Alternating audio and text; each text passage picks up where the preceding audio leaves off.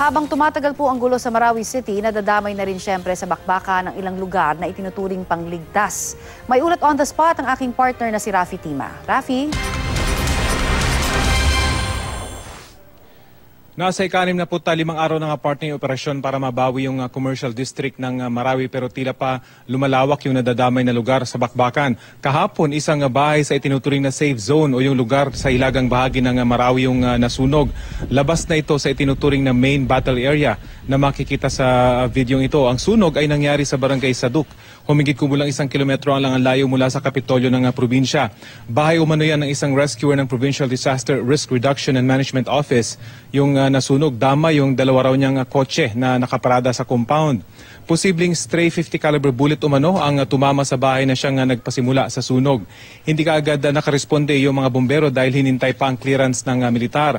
Nasa line of sight daw kasi ng mga sniper ng Mauti ISIS ang lugar kaya delikado para sa mga bombero. Ang insidenteng yan ay pagpapakita lang kung gaano pa rin kadelikado sa lugar kahit nasa labas na ng main battle area at indikasyon kung gaano pa rin kahirap para sa mga sundalo na tuluyang mapalis yung teroristang grupo mula sa commercial district ng syudad. Kahit nga halos mapulbos na yung buong commercial district dahil sa araw-araw na airstrike, matindi pa rin daw yung resistance ng mga terorista. Katunayan, maging yung mga eroplano ng Air Force na nagsasagawa ng aerial bombardment ay pinapapatukan pa rin ng mga sniper ng Mauti ISIS kahit sinasabing sukol na sukol at nagtatago na lang sa mga imbornal at basement ng mga bahay ang mga ito. Dahil hindi guided o smart bombs yung gamit ng mga Philippine Air Force ay kinakailangang mag-dive ang mga ito patungo sa kanilang target bago pakawalan yung kanilang mga bomba kaya bagay na sinasamantala ng mga terorista para subukang tamaan yung mga eroplano ng Air Force. Bagamat wala pa tayong kumpirmasyon na ilan umano sa mga air assets ng militar ay may mga tama ng bala mula sa mga terorista bagamat hindi naman daw ito nakakaapekto sa integridad ng mga eroplano. Kanina lang partner ay 4 na bombing sorties na yung isinagawa ng mga eroplano ng Air Force ngayon palang umaga na agad namang sinundan ng walang tigil na ground fire. Indikasyon ng matindi pa rin house-to-house sa clearing operation ng militar at pulis sa main battle area. Yan pa rin ang latest sa operasyon ng militar dito sa Marawi. Partner? Partner, alam ko hindi ako nag-iisa na nagtataka sa dami ng bala na at hindi nauubusan itong mga mountain na ito. No?